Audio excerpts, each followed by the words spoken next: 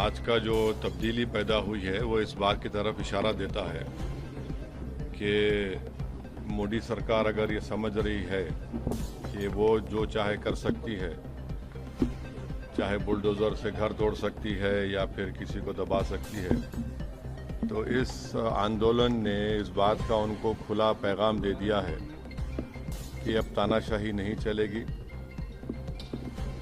लोकशाही अगर चलाना है तो संविधान के दायरे में जिसको बाबा साहब अम्बेडकर ने बनाया उसके तहत चलाना पड़ेगा। और हम उम्मीद करते हैं कि मुस्तकबिल में, फ्यूचर में कोई पेपर लीक कहीं पर भी किसी प्रदेश में या फिर किसी हमारे देश के नेशनल जो एग्जाम्स होते हैं उस पर नहीं होगा।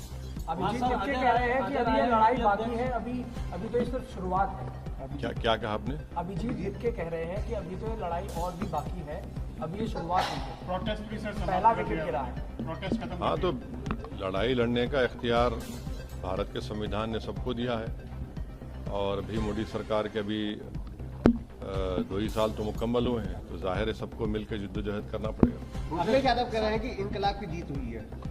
अब वो उनके बारे में मुझे सर, अजय राय है कांग्रेस अध्यक्ष, वो कह रहे हैं कि अब धर्मेंद्र प्रधान की गिरफ्तारी भी होनी चाहिए और फिर उसके बाद में जांच होनी चाहिए। कोई दूसरी पार्टी का क्या बोलेगा, हमसे क्यों पूछ रहे हैं आप? वो जवाब देंगे अपना। सर, लीडर ऑफ अपोजिशन के पे तो वो बताएंगे। सर, वो बोल रहे हैं कि लड़ाई जो है इस पूरे मामले में जो कार्रवाई है, जिन्होंने लाठीचार्ज किया है पुलिस वालों पे, उनके खिलाफ कार्रवाई होनी चाहिए और एक्शन सख्त होना चाहिए। आपका क्या स्टैंड है? 4 लोगों को पेलेट गन से गोली मारी गई और एक की तो आंख ज़ाय होने वाली है। इस पर एक्शन होना ज़रूरी है कि कैसे पेलेट गन इस्तेमाल किया गया और जिन लड़के लड़कियों का लाठियों से सर फोड़ा गया है वो वीडियो विजुअल्स तो सारी दुनिया ने देखे हैं और वो मसला दिल्ली हाई कोर्ट में भी गया है, अब शायद सुप्रीम कोर्ट भी उसमें सुनवाई होगी। तो सरकार को चाहिए कि ये कैसे हो रहा है। तो यकीनन ये पेलेट गन आप देखिए कि जब जम्मू कश्मीर में इसको इस्तेमाल किया गया था, करीब मेरे ख्याल से अगर मैं गलत ना कहूँ तो 1000 के ऊपर लोगों को पेलेट गन से मारा गया था। उसमें से 50-60 लोग बिल्कुल देख नहीं सकते हैं। तो पेलेट गन का इस्तेमाल जिन 4 युवाओं पर हुआ है उसकी तो तहक़ीक़ात होनी चाहिए।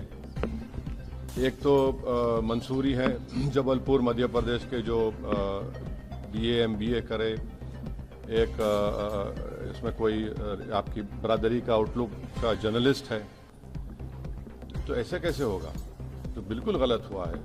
और जिन लड़कियों को आपने उनसे बदसलूकी की, बल्कि वो तो सेक्सुअल असॉल्ट भी हुआ उनके ऊपर, वो भी कैमरास वीडियोस में कैद है। तो इस पर यकीनन एक्शन होना चाहिए। 36 दिन बाद इस्तीफा आया इतने कियोस्क के बाद, तो आपको लगता है कि सरकार ने देरी की है इसमें? अब सरकार झुकने के लिए देरी कर दी ना, 36 दिन लगे उनको झुकने के लिए।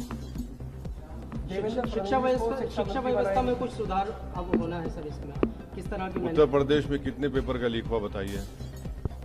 कितने पेपर्स का लीक हुआ है? तो हम उम्मीद करते हैं कि ये देखिए, सरकार कह रही है कि 2024 में कानून बनाया पेपर लीक के खिलाफ, उसमें 10 साल और 1 करोड़ का फाइन लगाया। अब आप कह रहे हैं कि 10 करोड़ का फाइन होगा। भाई, पेपर लीक हो क्यों रहा है वो तो देखिए। आप कानून बनाएंगे, ये बनाएंगे। फास्ट ट्रैक कोर्ट तो एक मजाक बन चुका है। 2009 में फास्ट ट्रैक कोर्ट बनाया गया और 2019 से बनाया गया। 2019 से 2026 तक आपको मालूम कितना खर्चा हुआ उसके पर? पार्लियामेंट में जवाब दिया 1100 करोड़ के। और अभी भी पूरे देश में 2,65,000 केसेस फास्ट ट्रैक कोर्ट में चल रहे हैं। अभी बैकलॉग है।